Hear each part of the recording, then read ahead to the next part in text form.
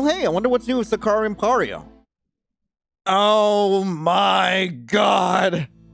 The two continued this line of bickering. It was ridiculous in many ways. What was even more ridiculous was the way I relaxed. It was the 7th day, and I was alive. In fact, I was doing even better than I'd hoped. The other living gods would rescue me. I just need to hold on and resist the growing sense of relaxation they were beginning to inspire. The scroll haunted me in the days to come.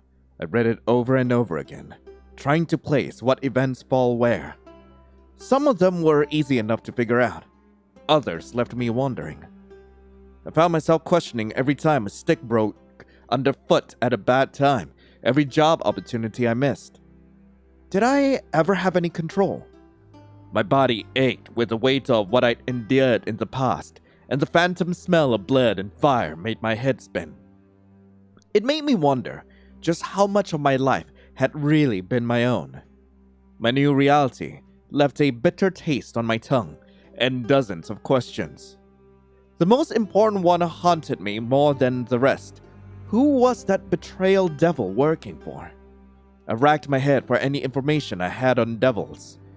The smaller ones were a nuisance to mercenaries, more akin to rats than wolves. I'd never seen the effects of one strong enough to circumvent the gods. I shook my head. That was inaccurate now. Still, it made no sense to me for a devil to care about keeping me alive, even if they're short-sighted like the pair claim. It was hard to believe that a devil who so meticulously kept me alive was short-sighted in any capacity. The pair were leaving something out, something critical. I didn't know how I felt about it. As fast as my doubts came, they began to waver. The two had been very kind about the situation. Some childish part of me yearned for that kindness to be genuine. Another knife in the back would probably break me in ways I couldn't fix. Wait, a knife in my back? The new feelings budding in me left my hands trembling. They could hurt me. Not just in the physical sense of their experimentation, they could hurt my feelings. I wanted them to care about me enough to not lie. I cared enough about them as people to want that. Those infantile emotions were seized and quickly discarded. If the pair were manipulating my emotions, they'd succeeded. To think I'd faltered enough to feel such things. I needed a different perspective, an outside one, immediately. The castle bustled with energy and chaos. Aberrations and constructs hobbled about, and the castle itself seemed preoccupied with managing the spellwork to come. That made it all too easy to walk around. I matched my pace to the hustle around me, blending in despite my circumstances. Violo's study radiated enough magic to make my teeth ache. The taste of iron and sugar rested heavy on my tongue. I lingered nearby, watching the door. Then I spotted him finally exit, taking the intense air with him. His skin seemed a bit paler, his eyes more sunken in. His frazzled appearance made his stoic, unsmiling countenance all the more terrifying. It felt wrong seeing him without a smile. He felt even more dangerous than before. Once enough time had passed, I crept into the study and let out a sigh of relief upon seeing that none of the aberrations were around. The taste of iron and sugar, mixed with the smell of blood and something burning. Even without my third eye, I could feel the ground lightly pulse under my feet. Very carefully, I navigated my way through the room, making sure to avoid any areas that pulsed harder than the rest. I didn't know what the pulses meant, but I had no desire to accidentally detonate something connected to a spell covering all of Pario. I barely even breathed until I crossed the room. The grime-covered mirror reflected my poor visage back to me. No, poor wasn't right. To my chagrin, I looked the best I had in years. Consistent food made me look less gaunt. My eyes were tired and sunken in, but they were more alert than ever. I'd been taken care of for the first time since I was young. I bit my tongue and shook my head. I was going crazy. My hand reached out and pressed against the mirror. Hello? Is anyone there? My mind instinctively flexed bound muscles and I winced when the chains burned in response to my efforts. My nails bit into the grime, accidentally leaving a trace of my frustration. I tried to smooth it out while calling out again. The following silence made me bounce my foot anxiously. I fiddled with the chains around my wrist, wondering if I should keep trying. I leaned closer to do so when a light flickered in the mirror. Orange eyes opened into view, and those flames bore into me with apathetic confusion. What are you doing here? Now of all times, there are easier ways to commit suicide. She certainly lacked a way with words. I wish that Hemos or Amari had been the one to answer. I'm not trying to die. He's out right now. We should not linger all the same. Why did you come here? I fought the urge to click my tongue. The records of her spoke only of her combat prowess, not her magical know-how. Then again, what do I have to lose? Do you know what this is? I dug out the scroll and held it up for her to see. Looks like the wrong option for an aura on an exam. No human should have this much godly interfere. She paused. This is your record, isn't it? Viola and Viver say it is. Do you think it's fake? Let me look at it closer. I stepped forward and Nakari angled her eyes to get a better look. No, it's probably real. It will make sense. Now I'm wondering what the little shit is hiding from me. You think Violo is hiding something? Not him. Them. Them? I wrapped my arms around myself once I went through the roster of possibilities. You don't trust Amari. I trust him to see our plans through and not much more. Why did you think I was talking about Violo?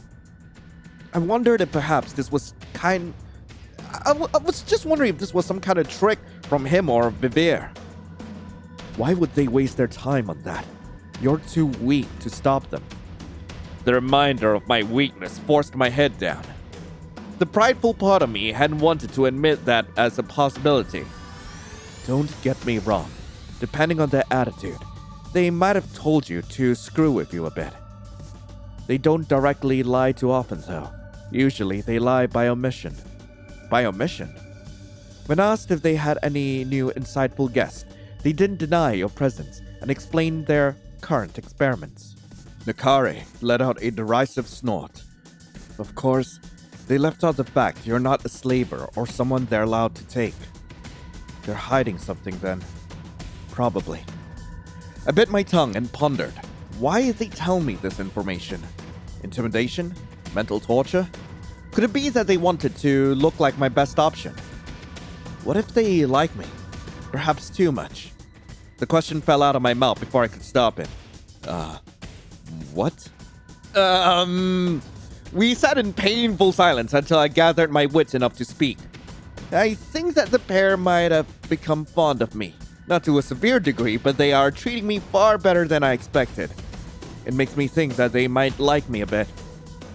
Nakare's silence had my ears burning in embarrassment. The castle could open a hole beneath me and I would be thankful. I am really not the best person to ask about that. Pillow Princess doesn't talk to the rest of us often, and the goblin and I talk more business than pleasure. Hay could have told you the answer a couple hundred years ago, but he's probably too biased to ask now. A couple hundred years ago? Were they friends? Yeah. Violo's always been strong at astral projection, so he's made a show of himself at other Sacrariums. They were fine and dandy, till one day they weren't. It was annoying watching Hemos go from being mystified at Violo's intelligence to whining about his methods overnight. He can be a bit sanctimonious, hypocritically so. I could almost picture Nakari rubbing her temples. You picked the wrong time to be born to learn more about what goes on in the brat's head. Still, I don't think they'd really go for this kind of manipulation tactic. They're under the impression you can't leave, so why resort to needless intimidation when they could just sway you over time? I bit my lower lip and fiddled with the chains. If there was no ulterior motive behind their actions, then did they truly do it out of care? Did they care? My knuckles ached, and now My knuckles ached with how tightly I clenched the chains. I took a steadying breath and put that topic to rest. There were other things to worry about besides these invasive new feelings. Did you need anything else? Yeah. I'm very grateful for the fact that you are sending people to save me. Your gratitude is noted, but useless. Is that all? No, I wasn't finished. Ikari let out an impatient huff. Once I'm free from Pario, what will happen next? You'll be taken to a location of your choice and let go. That's it? Is that not enough? I'm being pursued by the gods themselves to die. And I'm human? Do you have a point? I realized my error in that moment. Ikari, the woman who killed a god, would not understand what it is I was implying. I need protection. Could a living god provide that? Directly? No. I guess if you were to stay in my Sacrarium, I could keep you safe, but your life as a mercenary would be over. That idea hurt to even think about. I've been a mercenary for so long. Could I really be anything else? I'd be trading one prison for another then. That'd be the most we could offer you. I don't have the energy to constantly ward off gods for one person. Hamus doesn't have that kind of energy either, and I don't think you want to be around Amare. Even though I've got this weird situation with my aura? Given how close Violo is to finishing his analysis, that does not have the weight you want it to. A new prison or abandonment, then. If you can't stand on your own 2 feet, you can never take your own strides in the world. I'm not asking for someone to be my feet. I'm asking for someone to help me keep my feet on my body. I've offered you help. A generous amount. Stop whining and come up with a proper plan if that isn't enough. No one will want to help someone who can't think of ways to help themselves. I felt my heart hammering in my chest in rage. Was she serious? Did you ask for help when you fought justice? I did. I just had specific things I asked for, and I had workaround in case Amare or Hamus said no. My temper truly threatened to flare then, but the mirror suddenly cut contact. Huh? I didn't even get the chance to ask her more about the devil. Hello! Oh! Damn! Screwed. Lion! Violo's excited voice made me jump. I whirled around to find him skipping into the study. He abandoned an odd bundle of items on one of the tables before appearing in front of me. Goodness, why are you standing next to this dusty old glass? We have clean mirrors, you know? He firmly yet gently tugged me away from the mirror. This thing is only a harbinger of bad news.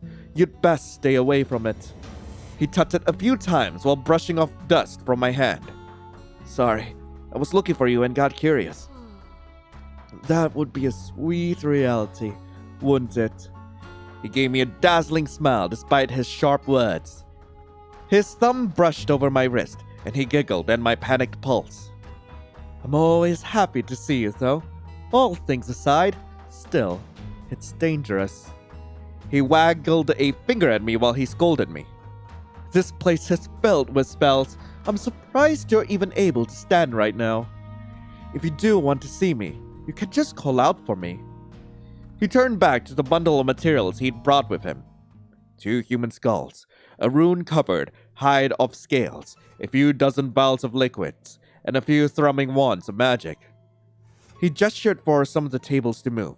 Once they'd done so, he began to arrange the items at his leisure. The spell still isn't done? Of course not.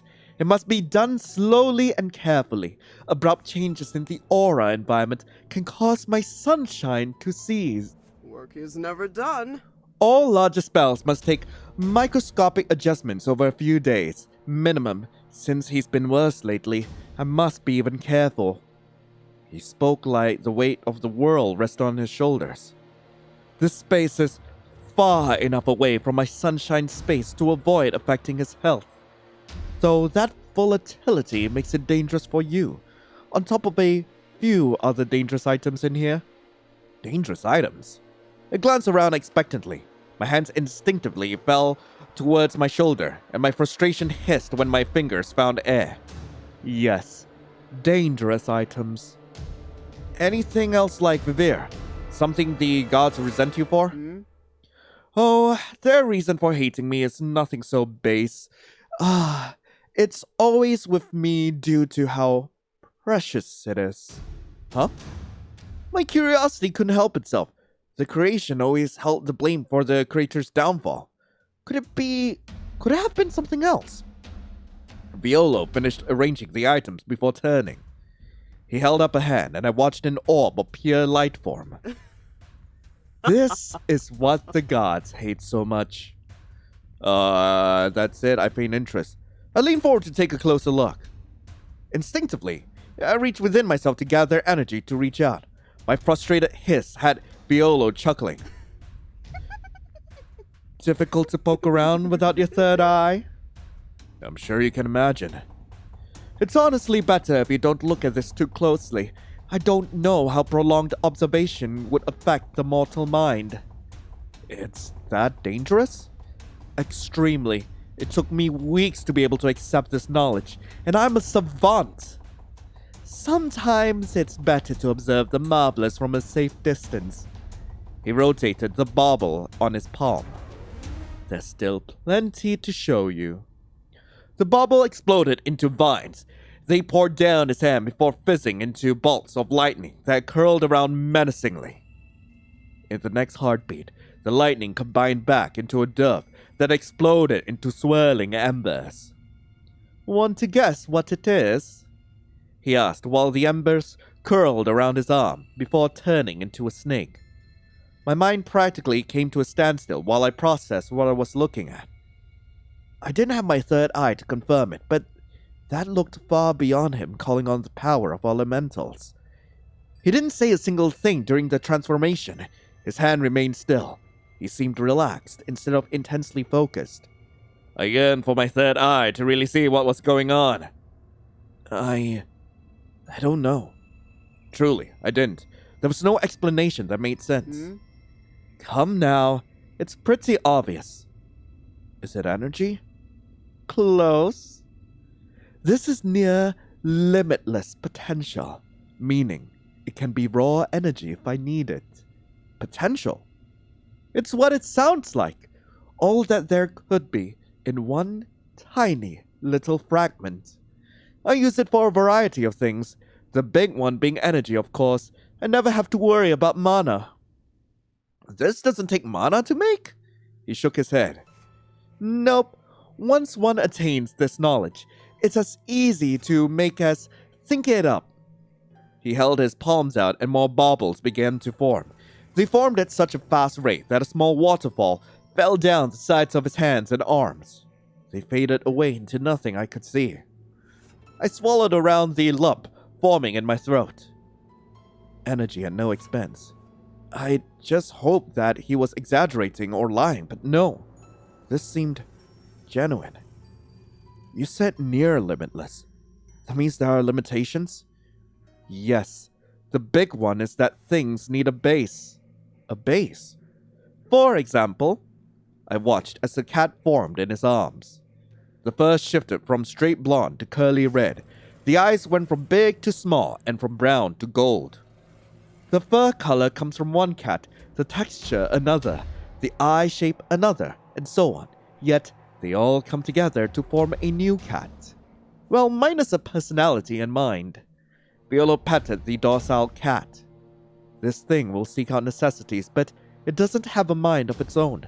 I can't copy mine, sadly. That's something far too nebulous. Still, it's good for making replacement parts or shells to house souls. The cat faded away into flower petals. He held up his thumb and middle finger, pinched together. A small bauble of light formed between them before floating forward. With some limitations, I can do things like replace lost limbs, change sex organs, or repair bodies ravaged by disease. Though I cannot fix something that does not exist or is always meant to happen. Something that does not exist or is always meant to happen. If someone only has 9 fingers, I cannot make them a 10th. their body will reject it. He gestured to his own eyes. I also cannot remove hereditary diseases like my own. No matter what, my eyes are destined to degenerate painfully into near total blindness. But if someone lost an organ to a non-hereditary disease, I could replace it. If they were blinded by a sword, I could restore their sight. He snapped his fingers. I watched it turn into an eyeball and fall to the ground. All it takes is a bit of research and some thought. The ability to freely make just about anything is what drives those old gods crazy. The eye faded into a small bauble of light again. It's a delight to have, truly. Violo the Profane, the Creator, the Savant of the Red Sea, all of those names felt underwhelming to the totality of his power. I assume you've run a lot of tests. What's been the hardest to make?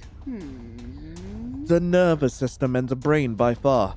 The former is complicated and fragile. The latter is still a mystery even to me. But you made Viver.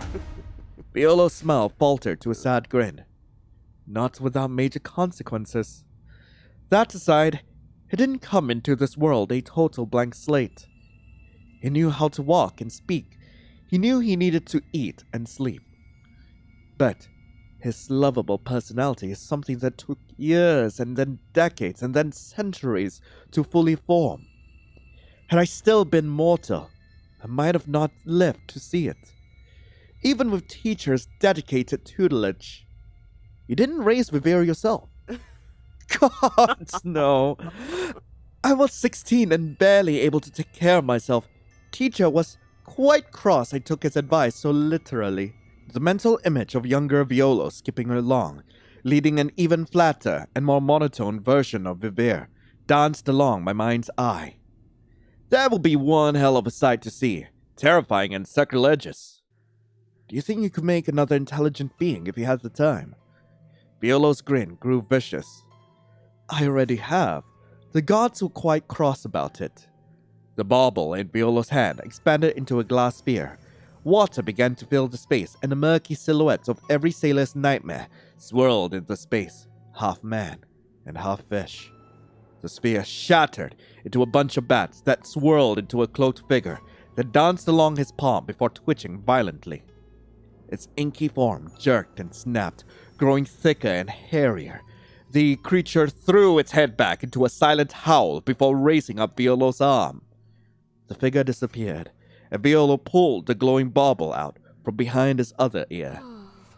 Some were easier than others. They only needed slight modifications to their bodies to allow them to adapt to an otherwise lethal condition.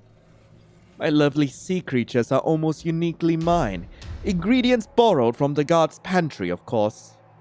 Violo giggled and preened. Well, come on. I know you're impressed.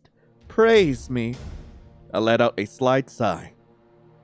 Not particularly humble, though. Humility is for fools. He wasn't going to let it drop. Funnily enough, he looked almost cute, pouting at me. I blinked at the errant thought, shoving it aside. It's very impressive, Violo. Your hard work's showing. I can tell you've spent ages on this. He startled at the praise, and I raised a confused brow. Of course. Yes, thank you. Thank you. Was that a hint of embarrassment I saw? What on earth did I say?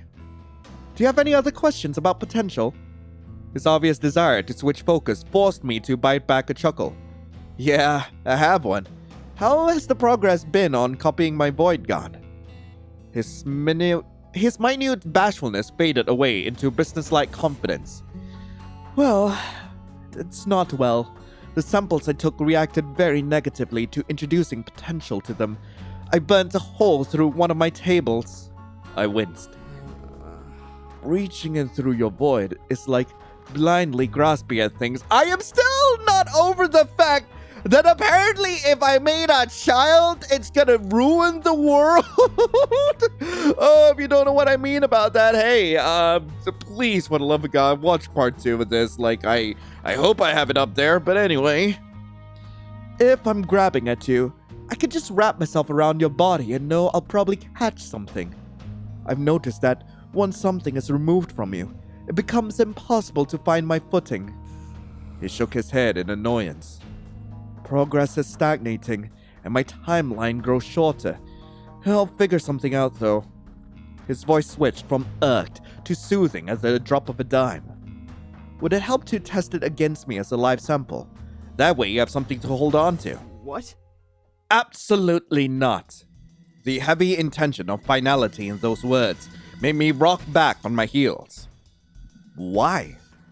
The question tumbled dumbly from my lips. This was far away from the eager experimenter I've known him to be. It's too dangerous. I will not put you in harm's way needlessly. Do you have the luxury of doing that? He'd always implied outside forces at hand. I doubted that he had as much freedom with this experiment as he might like me to believe. The tension running through his thin shoulders confirmed that idea. I can stall for time. With or without putting yourself at risk. Does that matter?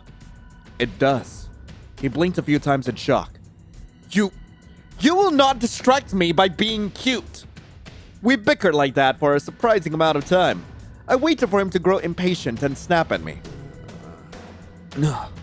Fine. With conditions.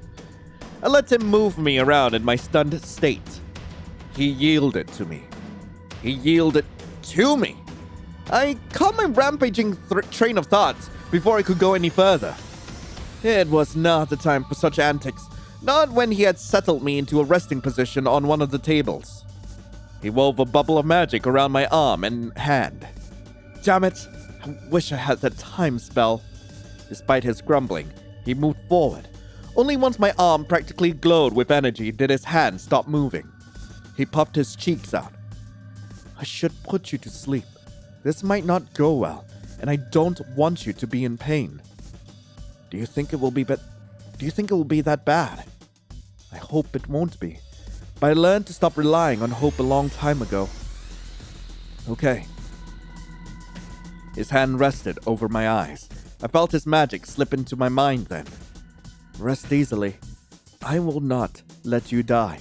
Sleep came unnaturally easy for a change. In a void of dreams, I felt a large finger poke my face. A voice said something in a curious tone. I couldn't make out what it was. The dull, echoing voice slowly faded under a more shrill call. Wake up, Lion! Lion! Lion! I will be quite cross if you don't rouse! I forced my eyes open and found a slightly shaking Violo cupping my face. Lion? Yeah. I coughed a bit. My throat had gone dry. I raised my hand and winced at the stiffness I felt in my pinky. Is your pinky the right color? The right shape? Can you move it? His hand reached out and caught my hand with the stiff finger. I blearily looked down at it. Yeah, it's fine. A bit stiff. I clenched my fist, hissing at the slight sting of pain. Had I sprained it in my sleep somehow? Thank mercy. Violo's face dropped into my arm for a moment. His grip on my hand didn't waver. What happened? Potential and void really don't mix well. It'd consume your entire pinky before I managed to halt its progress. I was scared I wouldn't be able to repair the damage. Giving you your teeth back or patching some muscle is one thing. Fingers and hands are so delicate. I rubbed my thumb against my old calluses out of habit. I'd broken all my fingers at least once, and I had to get one stitched back on. Were you able to get the information you needed? Violo swatted my arm. That is irrelevant. I'd rather know I almost lost a finger for a good reason. He let out a sharp breath from his nose. Reluctantly, he manifested a small bauble. It glowed a faintly sickly green. I got very good information. It's not a perfect copy yet, but I'll be able to make a breakthrough with the remaining samples I took from you.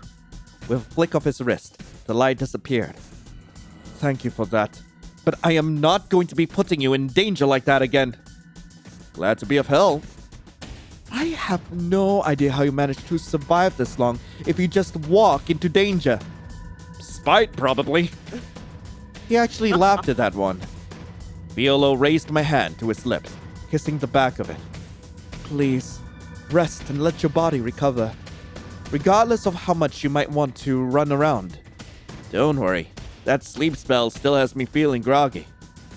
Unnaturally so? I mean, it's magic. Smartass. We both chuckled at that one. Come on, let's get you back to your room.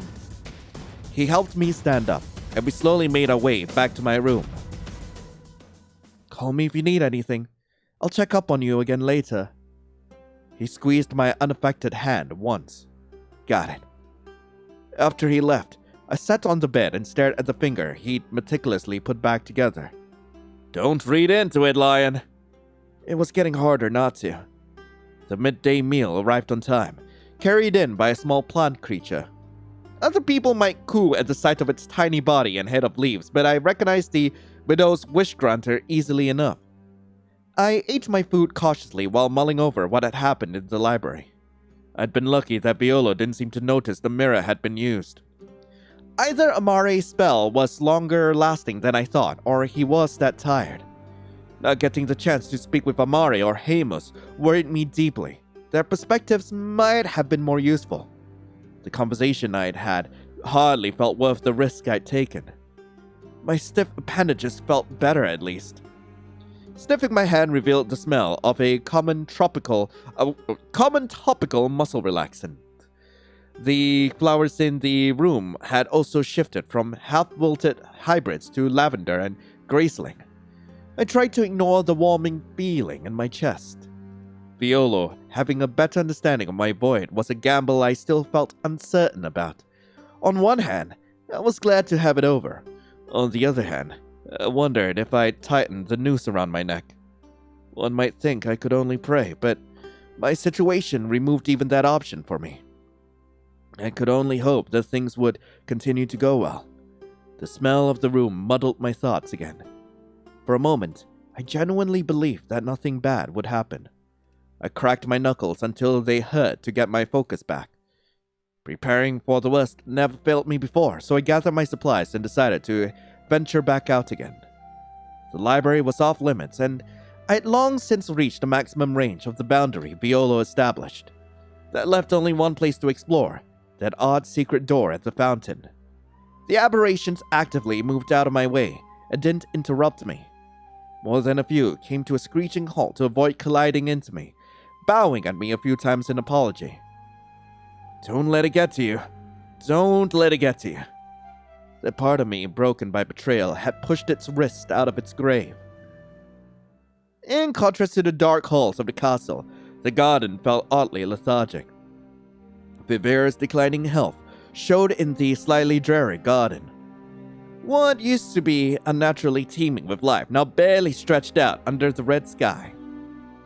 He had to be in a bad state. With the garden's master nowhere to be seen, I felt confident in going to the fountain. I grasped the chains that bound my wrist and went to work. Fountain doors weren't something new. I've had to slip through one to kill people, steal things, save people, and more. The hardest part with magical ones was figuring out how to break the lock in a way that didn't activate the backup locks and traps. I had no desire to find out how vicious these two could be to thieves. Luckily, I still had my sense of smell.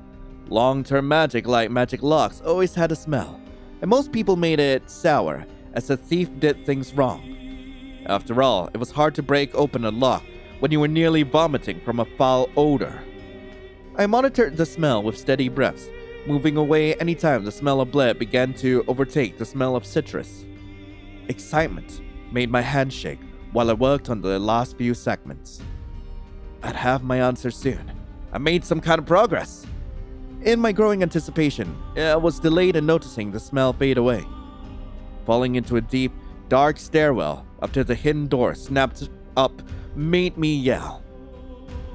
Strong arms caught me with ease. Hello.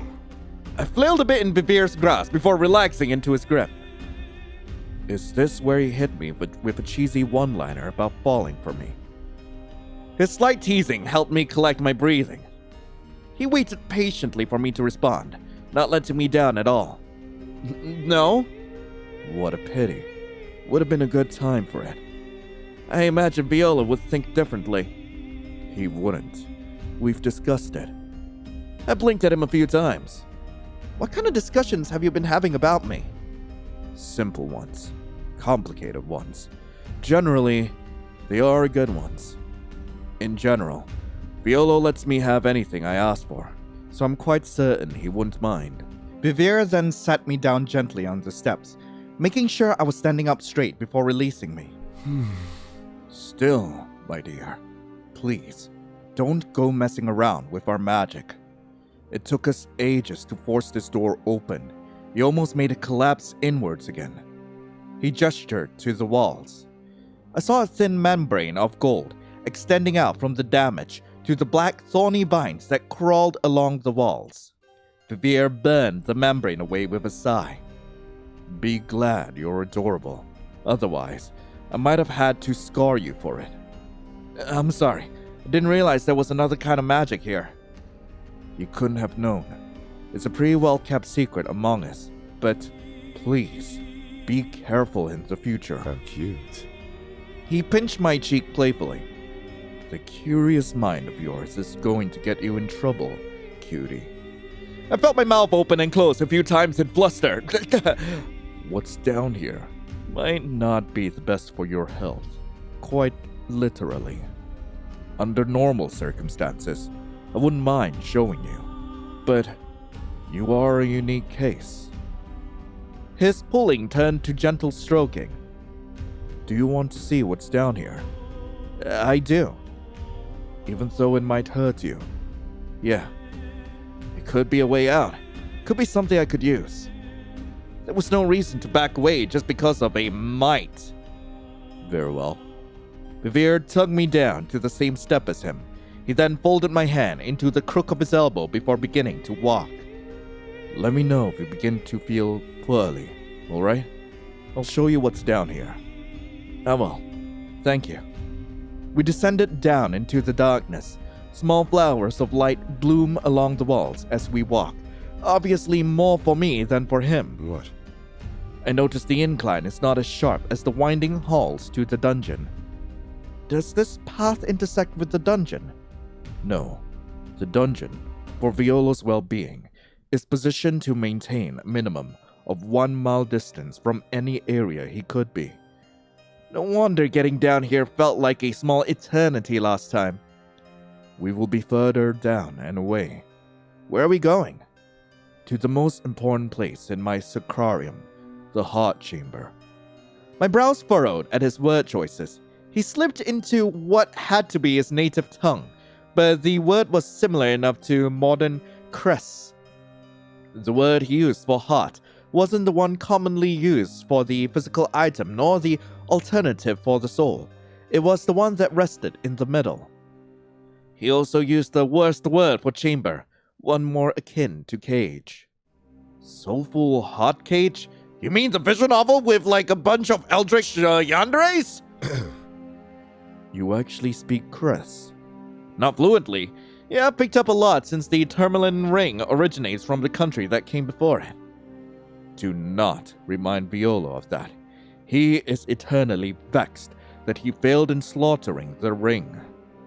To answer the implied question, the heart chamber is functionally the nail on the leash. The heart, and by extension the magical cause of all the living gods, have been removed and bound to a bit of land. One's mean body can only extend so far from its core before it begins to crack and dwindle.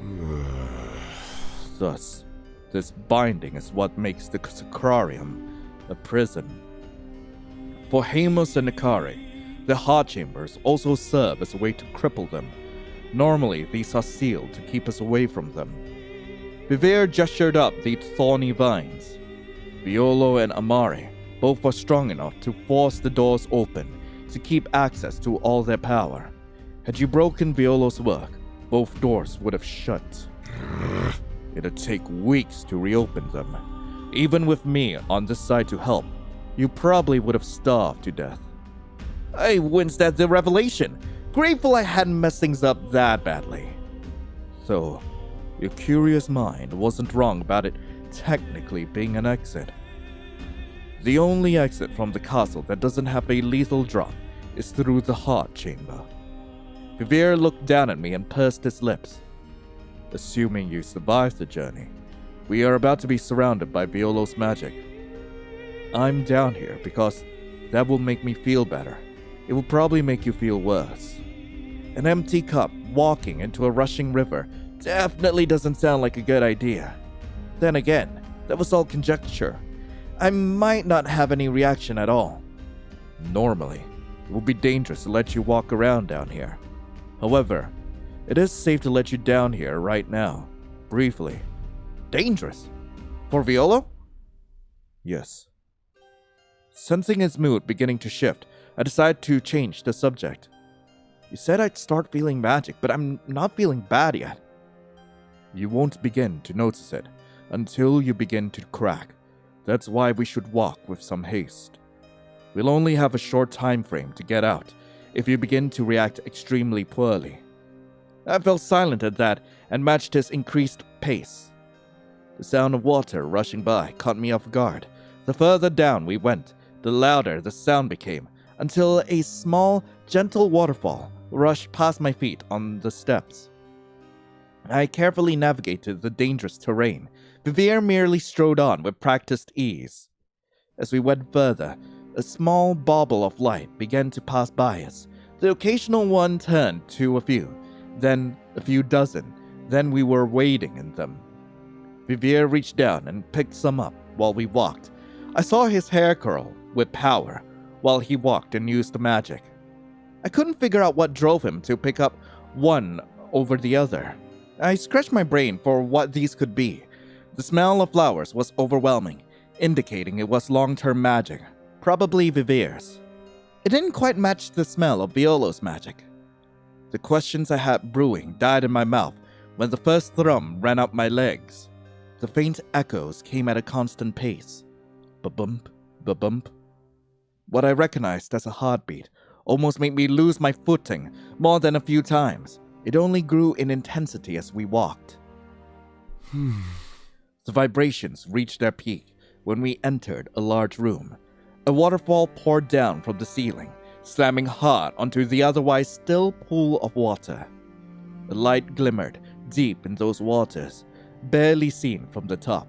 Only the slight gold tinge separated its glow from the silvery ones that surrounded it.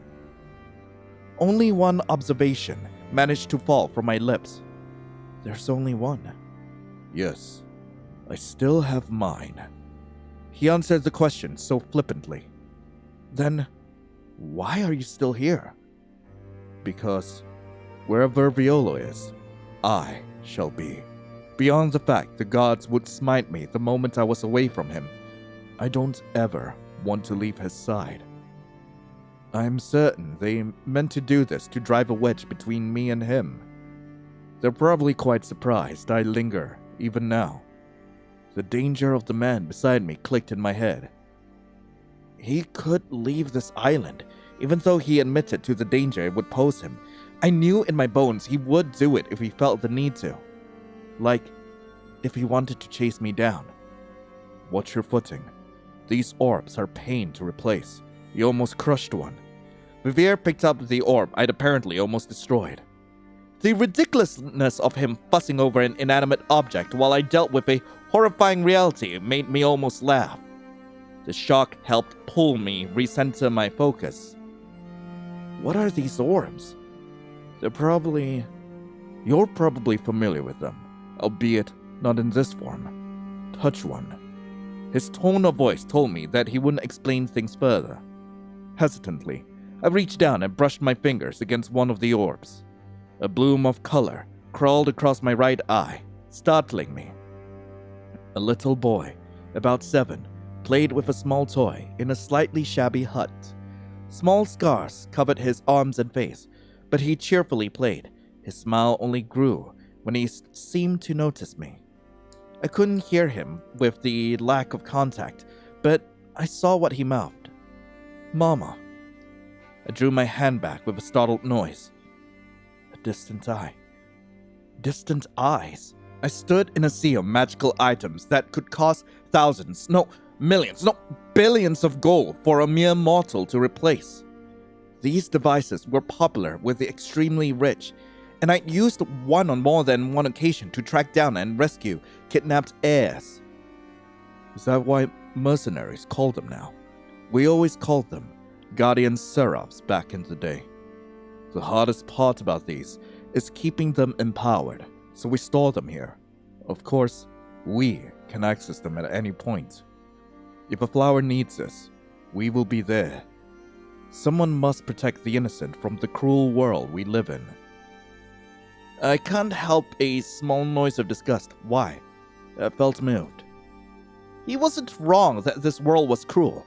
I'd seen it tear apart the weak, time and time again.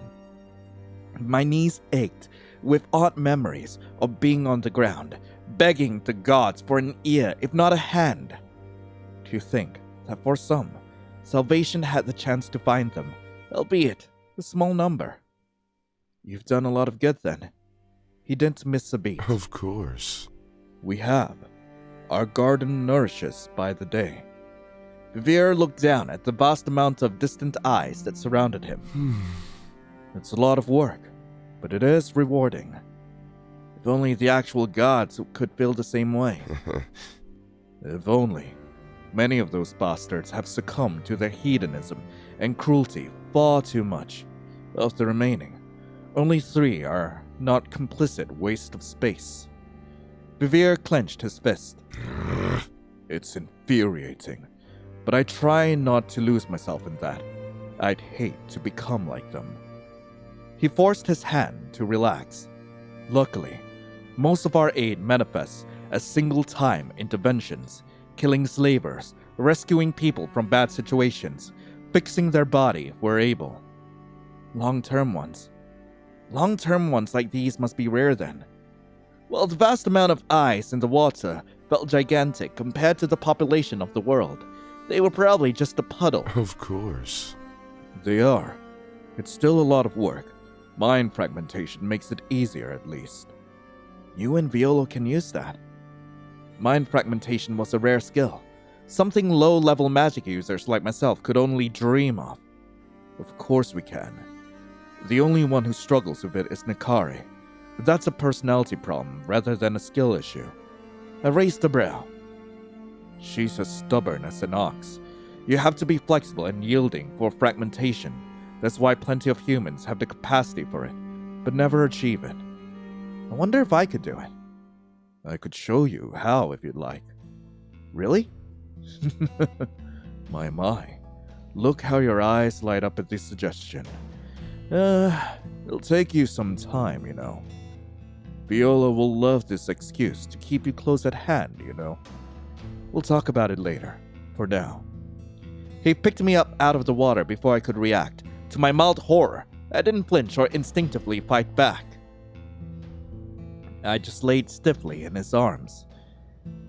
You are beginning to deteriorate. Your color isn't good. We need to get you out of here. Him speaking the words aloud made me feel the building fatigue in my body.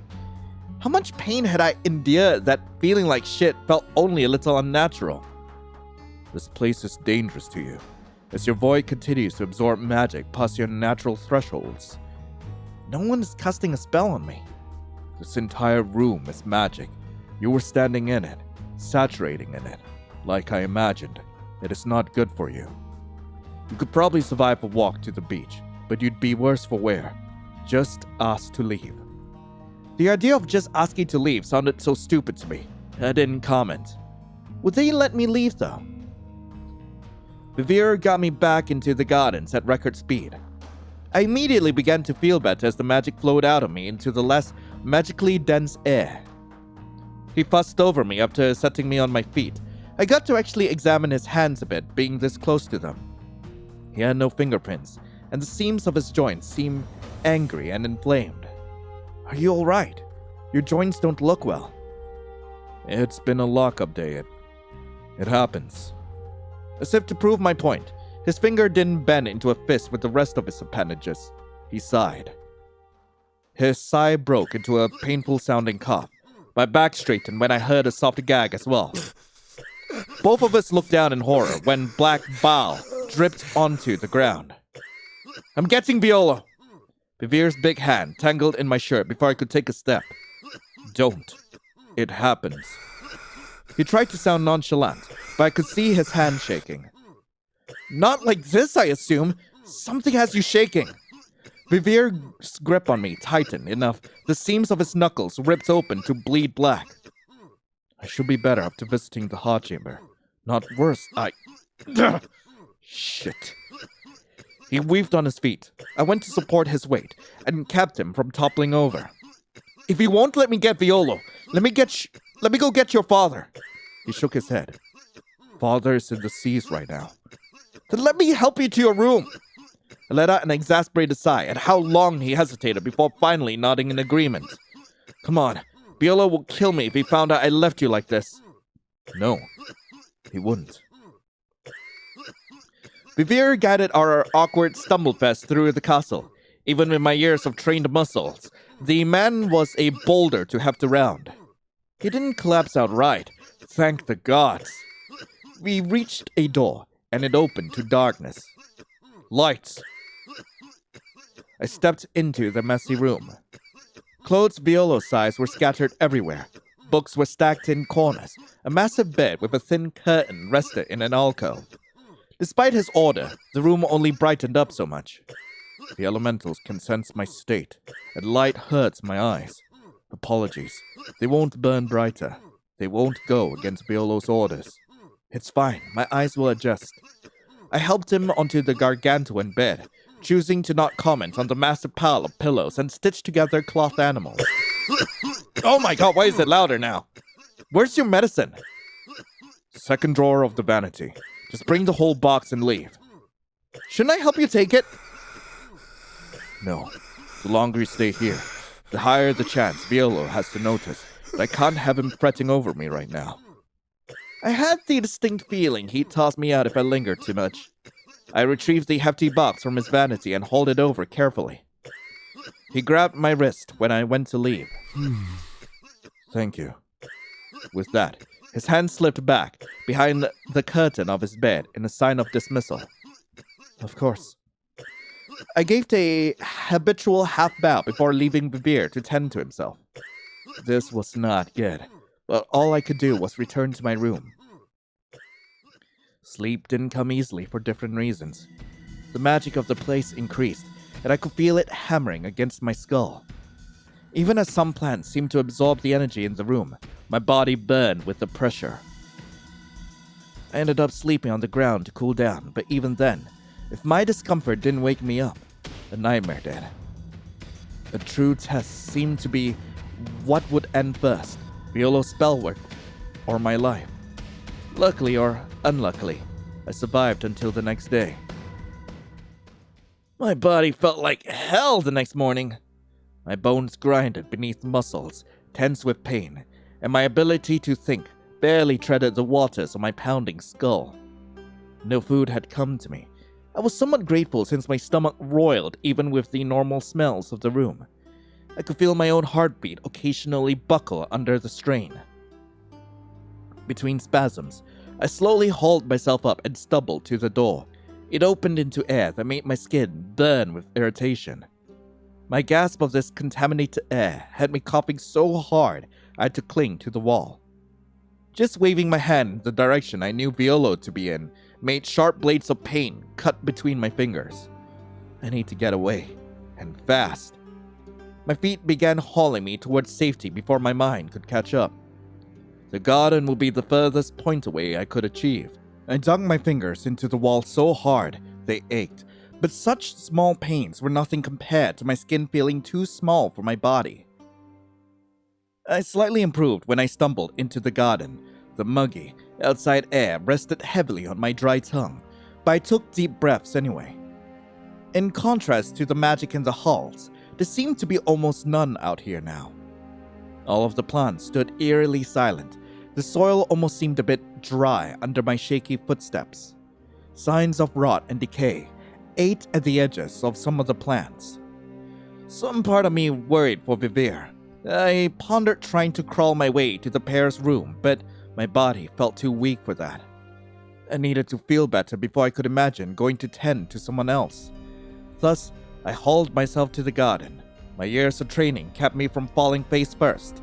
but it was hard. To my surprise, I found Vivir in the garden. His head rested on folded forearms, and I could see the tension running through his body. The bone and clay cat at his side let out soft meows of distress when a particularly violent coughing fit shook his whole body. Vivir, are you okay? I moved forward with a bit more energy now. Sympathy coiled in my chest when he couldn't even answer me. Slowly, his coughing calmed down. He turned to look up at me with a wary smile. Ah, hello. I feel like shit, obviously, but your presence makes it a bit better. I did my best to ignore the small bit of happiness growing in me. I don't think anyone likes being alone and sick. I'm surprised Violo isn't with you. As far as my beloved knows, I am curled up in bed. Why aren't you doing just that? The room began to feel too suffocating. I needed some fresh air. I nodded in understanding. The emotion almost sent me to my knees. Vivir jerked up, startling his feline companion. It paces in circles on the table while Vivir slowly lowered himself back into his seat when he couldn't maintain his balance. Are you okay? Yeah, just a bit dizzy. All the magic in the air is unpleasant to say the least. I can imagine. Here, have a seat. I accepted the offer and relaxed into the chair.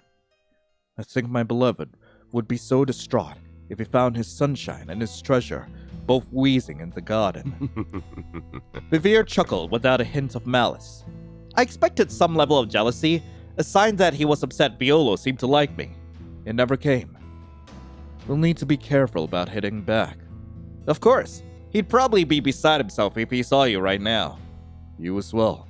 Uh-huh. I mean it. Maybe. How cute. Stubborn little thing. His voice softened fondly all the same.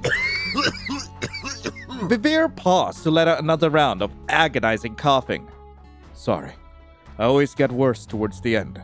My body is not happy. Violo's pulled his power back. Yeah, I'm sorry, what? Vivir laughed at me a little bit. Vivir! No need for such a sharp tone. I'll explain. He's not abusing me or anything, since I know that's where your mind might jump to. When I was created, I was made in the image of man. I was made to have normal levels of magic, magical comprehension, and energy. Violo was once similar in capacity, albeit always rapidly growing. By now, his power surpasses most. Magical know-how is one thing, it's just mental. Growing more energy causes a physical burden on the body.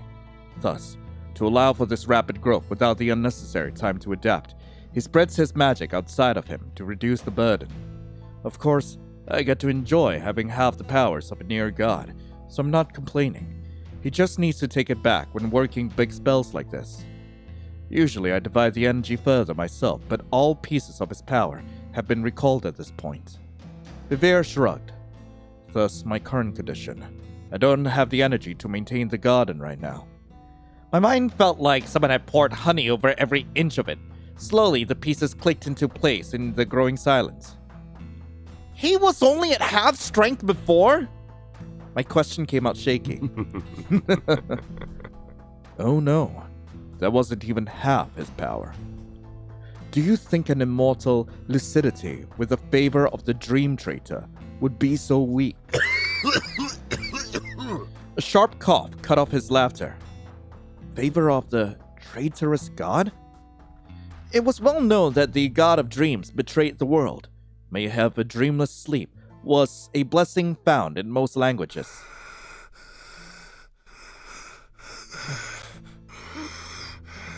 Okay. Okay. Thank you. Yes. Violo is a lucidity, a lucid dreamer to begin with.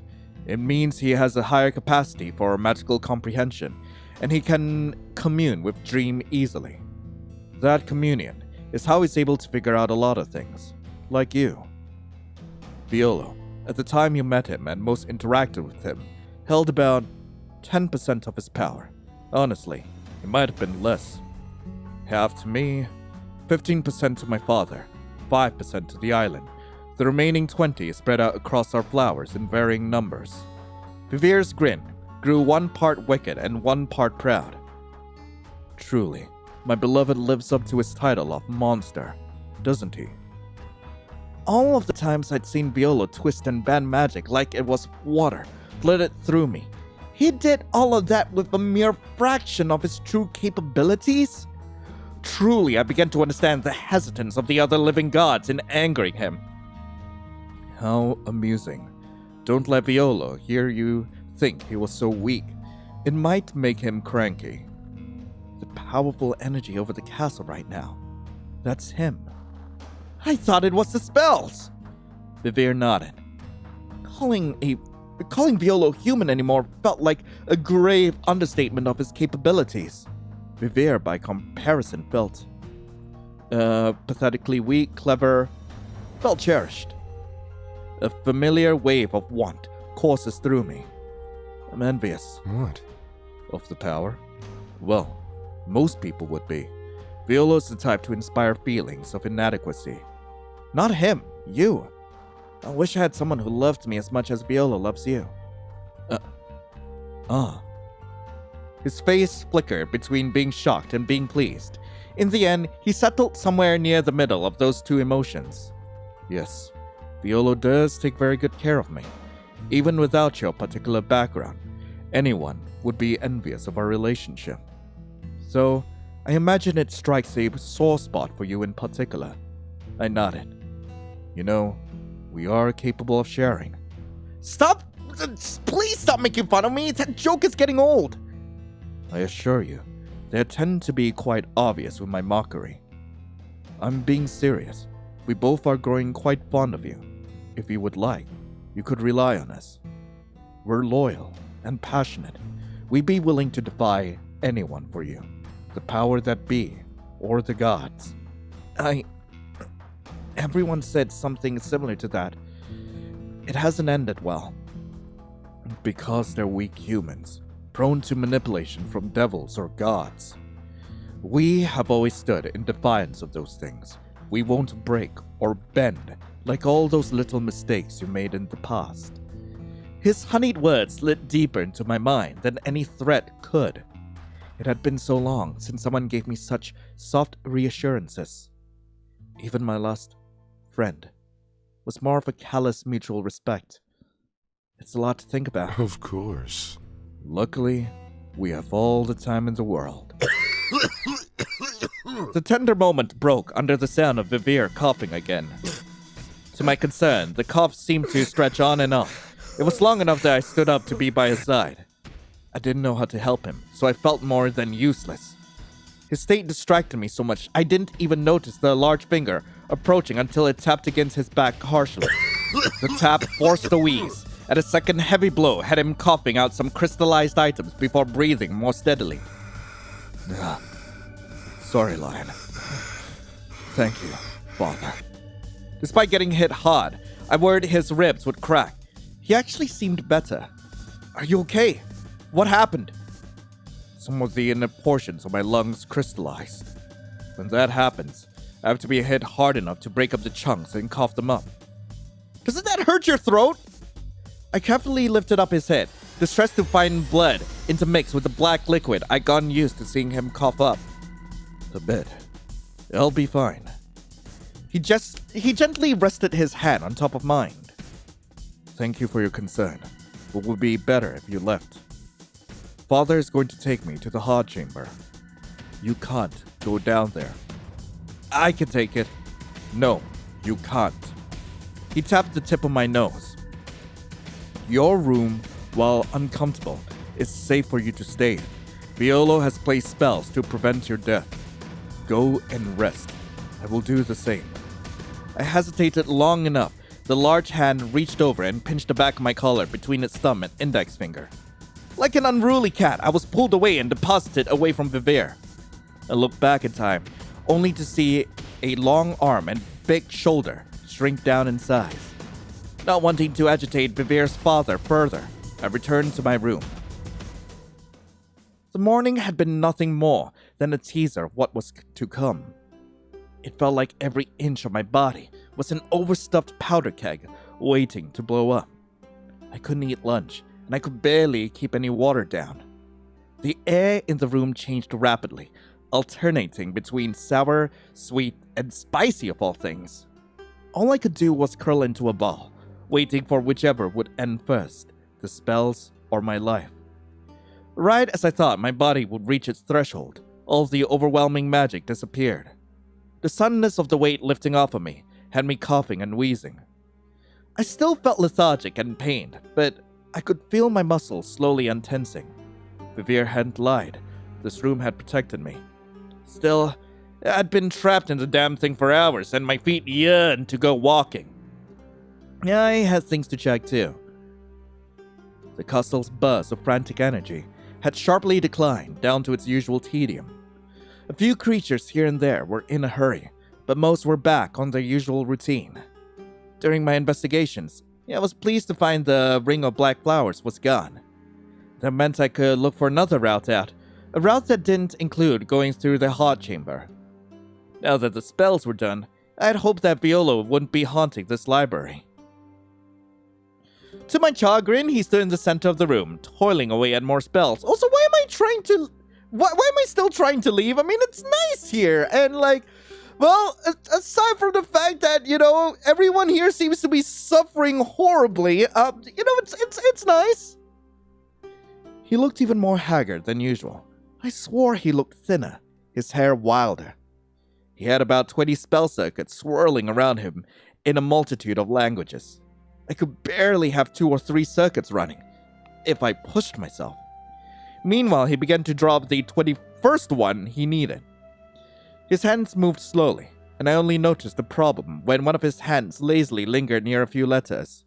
He placed a false cognate next to a keystone component in one of his circuits. That false cognate burned and festered, spilling the incorrect energy out into other nearby circuits. His back was turned to the circuits that were beginning to overheat with energy. They were going to explode if something didn't happen. Move and try to save him. It'll be a waste of time to try and warn him of the danger coming his way. I ran forward towards the circuits, cursing the damnable chains on me. If I had access to my own magic, I could probably fix it, but that line of thinking would do nothing for me now. I wrapped the chains around my fist and began to damage paths to the affected components. The glowing runes would still detonate. I still might die, but the results shouldn't be as catastrophic. Violo tensed and turned to look at me when his hand brushed back against the circuit I damaged. He looked angry for a moment before his tired eyes widened. He ducked under the failing magic and wrapped himself around me as a horrible shrieking noise echoed through the room. Darkness overtook me as I fell to the ground. The ground shook, and I could hear parts of the floor be ripped apart by the blast. The weight of Violo's body rested oddly light on top of me during those terrifying few seconds. Then, the darkness melted away, and Violo didn't move. I blinked a few times, coughing and rubbing at my eyes when dust and smoke began to bother me. Vio! His name died in my mouth. Violo's body rested on top of me. His body was nowhere to be found. His head was nowhere to be found? Violo! I sat up and carefully cradled his stiffening body in my arms. Some part of me expected to see his blood grow out of his neck and begin making a new head from scratch. It didn't. His blood just continued to pour out of his neck like any other injury. Violo, can you perceive me? Could he perceive things without his head? He didn't rely on sight or sound with his head on, but he still might need a brain. The limits of his immortal body were unknown to me. I stood up, lifting his body with me. He felt so light it was scary. Smoke and dust practically choked me as I stood. I saw it all beginning to flow out of the damaged room and into the hallway through the ruined door. Energy pooled in the floors and walls and drying over like blood in a cut. Tables carefully pulled themselves together with strong tendrils of energy. Cute little pots helped books find their pages, and tools hobbled around collecting fragments of the broken jars near them. The only thing not showing signs of recovery was Violo's body. He felt colder, unnaturally so. Was my luck so manipulated by the gods and betrayal that I'd somehow gotten an immortal killed? I needed to get him to Vivir. Vivir had to know how to fix it. My feet were inches from the threshold, when a familiar short figure rounded the corner and almost knocked me off my feet. Your head is back! Oh my! Violo's strong hand wrapped around my forearms and kept me from careening backwards. My dear. Lion, goodness, what are you doing holding that thing? You're getting blood all over yourself. I blinked down at him dumbly a few times. Violo reached a hand out, brushing against my cheek. You look so worried. It must have been scary to find this thing broken, huh? Don't worry. It's just a replica. Think of it like one wine glass of dozens shattering against the floor. Mildly inconvenient, but nothing world-ending. My grip on the corpse in my arms faltered. I was torn between holding the body of what I'd perceived as Violo earlier and checking to make sure the one standing was real. His warm, calloused fingers against my cheekbone helped me realize I wasn't delusional. You're really okay? Yes, I am. There was a brief bit of pain when the replica died, but the plus side to lethal head injuries is that the pain is always brief. He carefully pulled the damaged body from my arms and set it aside, grabbing my hands with his. He pressed one against his chest. I could feel his chest rising with breath, his heart beat steadily against his ribcage. See? This one is perfectly fine. I have multiple replicas of myself walking around. They're more fragile than my main body. Had that been the body near the explosion, I would have recovered within the same few heartbeats of the explosion going off. There's no permanent damage then? Well, the replica is probably done for. Even making a blank brain is such a hassle, but it wasn't a perfect one. Viola pulled my hand down and swung it idly. If it had been this replica, I would have been more upset since this one is one of my perfect ones. At the end of the day, I can always make more. My body felt heavy. With the oncoming adrenaline crash, I sank down onto the ground. Viola followed me down, gently smiling. You're okay. I am. Oh, thank the gods. It's been a while since someone besides Vivir said that. He chuckled, but it was a pained noise. That aside, you were very sweet trying to save me. Who would have thought I'd get to see the dashing lion in action? I didn't do a good job of it. Only because I didn't let you in the end. I can walk off that kind of explosion. You'd be very dead. Still, your bravery is commendable. He squeezed my hands comfortingly. I eventually squeezed back. Seeing that a lot of my distress had melted into fatigue, he pulled me back to give me some space. He picked up the corpse and spun it around like a dance partner while examining it. The body awkwardly stumbled along. Luckily, replicas don't need to eat. This one hadn't. Otherwise, this would be a very smelly accident. I'll probably just tear it apart for scraps. Waste not, want not. Why do you have copies of yourself? To make up for the whole energy issue? Viola let the body drop to the ground. Energy issue? Too much power for a mortal body, I mean. No, this is something similar, though. The mortal mind cannot withstand eternity, thus, immortal beings do not have perceptions of time. This includes me and my compatriots, with one exception. Humans emit a time stain that reaches out a mile from them. When we enter this time stain, our awareness of time returns, and that is really bad. Just imagine if I were senile or Nakare. It'd only be a matter of time before we destroy the world. That idiotic Snow Crow has an even more painful example. He's actually keeping a little human pet. I couldn't tell what bothered him more, the fact that Hamos had a companion or that the companion was immortal. He'd been carving up pieces of his own memory and storing them in objects like some kind of barbarian. Truly, he is nothing in the face of a true genius. This is my solution to the problem.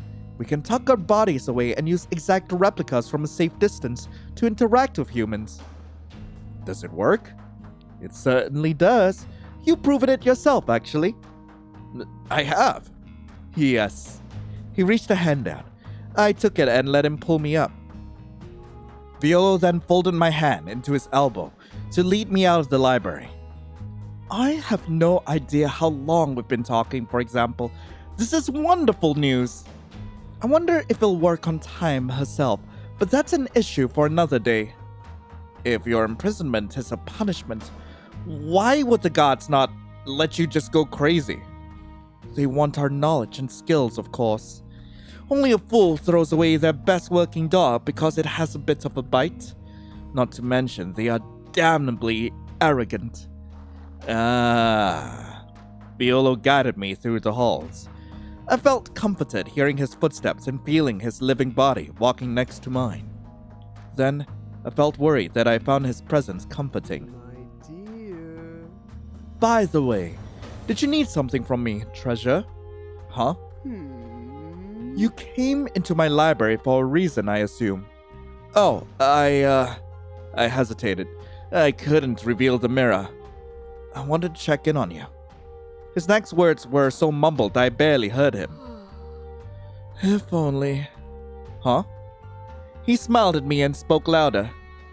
I'm doing fine. A bit tired though. I do still have some work to complete. Once we reached my room, the door opened, and I saw the wash basin had been filled with fresh water. So, while I would love to chat, it will need to wait. We should get that blood off of you though. Right, thank you. I didn't let him go at first. Violo chuckled in amusement, but he waited for me to release him. I'm glad you're okay. I felt like a fool for admitting it out loud. The big smile he got on his face made that feeling fade. Now you're just teasing me. I'm glad to hear that. We'll talk more later. I nodded and waved him off. I took the time to clean up before venturing back into the halls. I still had work to do. Going to the mirror would be impossible while Violo still had work to do. I needed to wait until I saw him elsewhere. Then again, even if I did see him elsewhere, there was no guarantee another one of his replicas wasn't in the library. I just needed to be more thorough then. I wonder if the other living gods knew of this maintenance time. If they did, I wondered even more why they wouldn't have saved me during it. Violo had been distracted. Vivier had been painfully weak. It would have been a simple operation. Dark thoughts haunted me, even as I explored the new areas of the castle. I couldn't help but wonder whether those other beings really had my best intentions at heart. In the days to come, my body recovered. The fatigue lessened, and I no longer felt pain walking the halls. I could sense the spell had worked. The humidity had decreased. The air tasted better. The colors in the castle appeared more vibrant, and the aberration seemed calmer. Despite all of that, an unshakable tension lingered in the air. Contrary to my concerns about Violo renewing his research on me with a vengeance, I hadn't even seen the man. All of my meals were eaten alone, and I'd only glimpsed Vivier's familiar hair in the garden once. Something had to have gone wrong.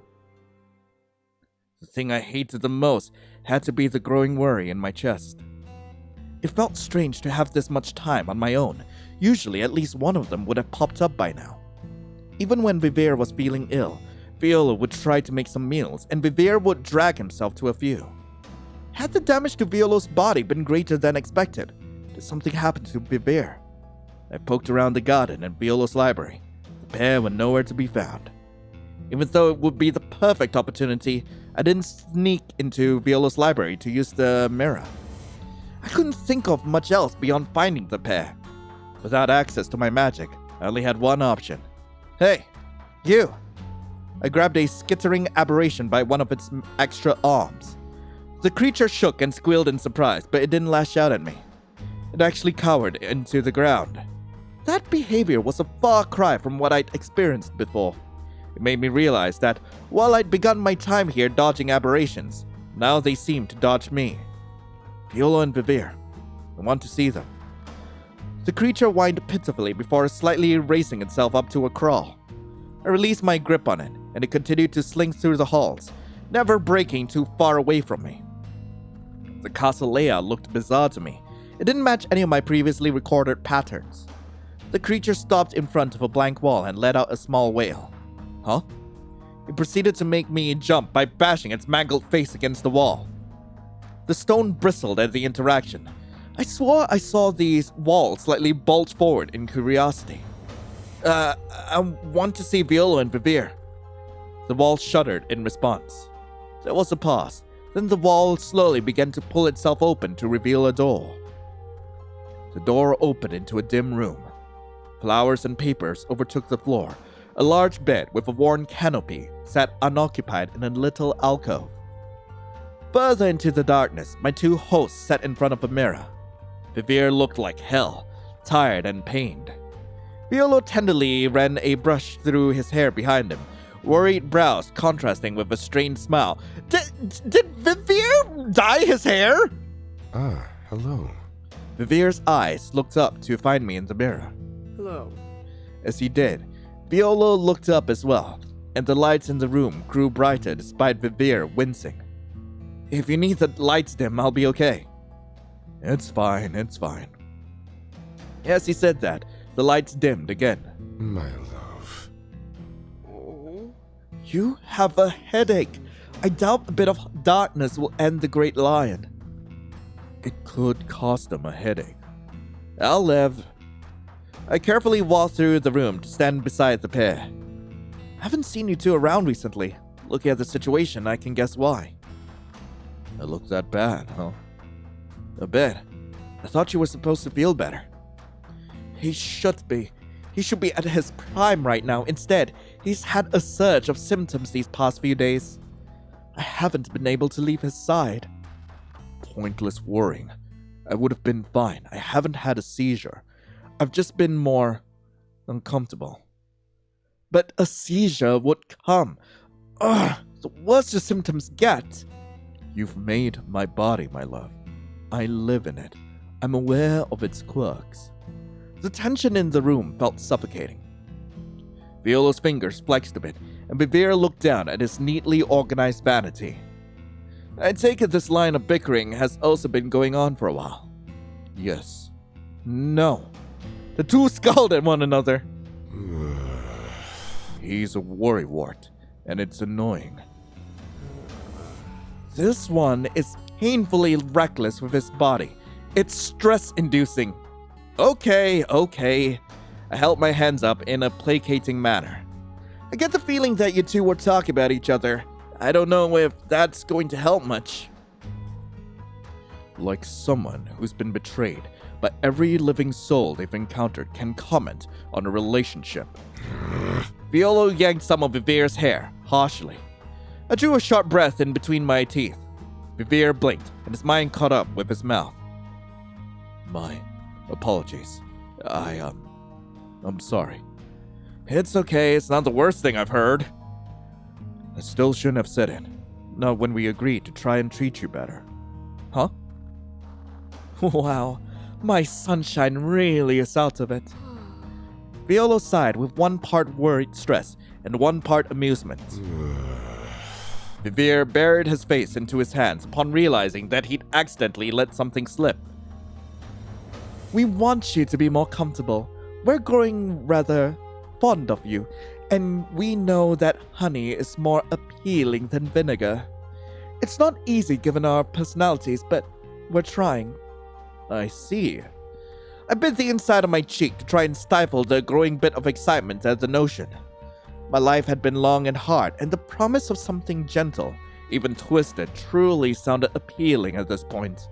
Especially since these two weren't as bad as I thought they were. It's why it's so vexing that we've been occupied. We had plans, you know. Instead, I've been stuck in here, and Violo's been stuck adapting to my fits. I should have sent word. You were being fed, right? If the kitchen aberration screws up the schedule, I'll peel the skin off.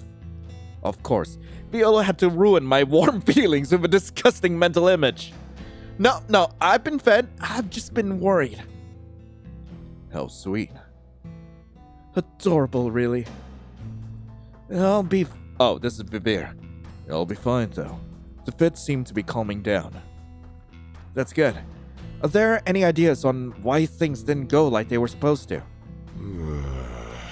The two sighed in unison. No, it'd be better if there were. Nothing abnormal happened during the main spells. We found no evidence of outside tampering. Truly, we are at a loss. Nothing went differently. It was all routine. The last time something went this bad, it was when we were first starting these spells. A while then. I felt a bit of sweat pool on the back of my neck. Were they truly ignorant of the obvious, or were they trying to manipulate me? I needed to know. I'm different. I wasn't here last time. Violo's hands paused in Vivir's hair. What? Don't be ridiculous. Even with your condition, it is an overreaction to assume that your mere presence could affect me so severely. You haven't been able to use magic. Violo's eyes flickered back and forth. They are still absorbing magic, though. Vivir's shoulders curled backwards with his tension. Violo's haunting eyes looked over at me. To my relief, I found no malice in them. Vivir's condition has two parts to it, but you could manipulate one part of it. He overproduces magic. You absorb magic at a very high rate. Part of the reason why people don't want to be near you is that you cause fatigue by draining anything too close to you. That should make me feel better, not worse. If a proper balance was struck, it actually could. You could help stabilize him, Lion. Truly, you are a gift, a treasure. Viola, you know I detest it when you get ideas and keep them to yourself. If this miracle was set to happen, why are we now dealing with a catastrophe? Because there's no balance yet. Oh, I am so glad you reminded me of this, Lion. I could probably fix this. Viola looked so relieved. I need some time, though. For now, try to maintain some physical distance. I took a few steps away in reply. Do you think I could actually help Vivir? Viola nodded enthusiastically. Well, I'll be damned. We should have just talked to you sooner. Vivir finally seemed slightly on board with the idea. Despite the obvious concerns, the pair didn't toss me out. In fact, they encouraged me to sit on their bed to catch up. I felt myself begin to relax as the mood grew lighter in the room. Later, I walked out of the room with a calm smile that I wiped away. I was planning on leaving. I wasn't staying here. I wouldn't be able to help Vivir. My feet turned in the direction of Viola's library. Before I could get swept away by any other romantic notions, the pair tangled into my mind. I was leaving. It was planned. Some part of me wondered if I could change that plan. A shiver at the possible consequences coming my way. I brushed the chains against the mirror and waited. My heart hammered in my chest at the droning silence. Were none of them available? 3 of them, and not a single one could bother to answer me.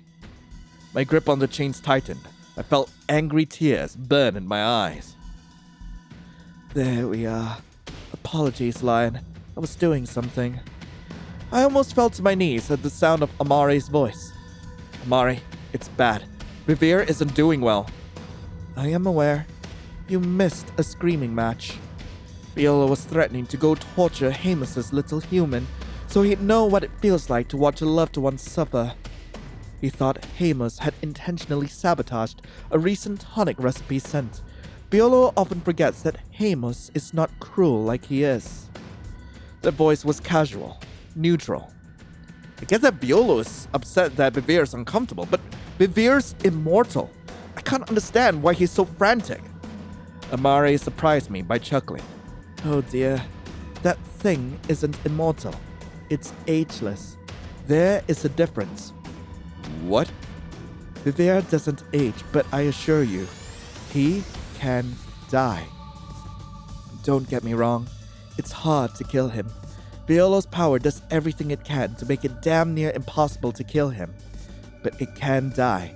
If Viola were to ever stop his care, Vivir would die within a day or two. Oh no. Huh? it's me. I'm the reason why he's not doing well. Of course, anyone with a lick of common sense would piece together that after reading Violo's initial reports. You absorb energy. Vivere already overproduces, and it is the body's natural response to produce even more when it is drained. It was inevitable that a problem would arise. Violo is so sloppy sometimes. Why didn't you tell him? Should I have? Aren't you friends of sorts? I could sense Amari smiling. Don't ever imply that to Violo. He might break your jaw. We do not have that kind of relationship. Son of a... Language. I will swear if I want to. This is the worst news I could have heard. Don't worry. We're going to get you off that island. We're just waiting for the experiment to end. The experiment to end? I might die before that happens. Violo still needs to confirm something important. It's rather vexing that he hasn't achieved that last step yet. It's coming along though. Once that's done, we will be able to retrieve you. Just a bit longer. I know it's hard, but you are Lion. If anyone can handle it, it's you. Right. Fine. How much longer? I can't say. The experiment and Violo's caginess about it is making it difficult to plan. We are working on it though. I hate not having a timeline. I know. So just hold on. Amari and I spoke for a bit longer about the semantics of how I would get out. The running idea was to escape through the hot chamber. When I voiced my concerns, Amari reassured me that they would use a bit of magic when the time comes to collect me. I still felt uneasy, but it was nice to know that I hadn't been forgotten. It was only in the darkness of my room that night I realized never once did Amari say they were coming to save me this time. Anyway, that's all the time I have for today's episode of Sacrarium Pario. I really hope you guys enjoyed it. If you guys do want to play this for yourselves, link to the game will be in the description below. And yeah, I'm really glad that an update has finally come for this game. We've all been waiting for a heckin' long time for it, and gotta say it's worth it so far. I've been enjoying the drama that's been going on between Violo, Vivere, and us, and I am wondering if we can actually trust the living gods, okay? Like, I trust Violo and Vivere, oddly enough, but like, I don't know if I trust Nakare and Amari. Honestly saying, I'm not sure. But anyway, thank you all so much for watching. Hope you all have a lovely rest of the day. And as always, I'll be seeing you in the next video. This is Lion, signing off. Ciao.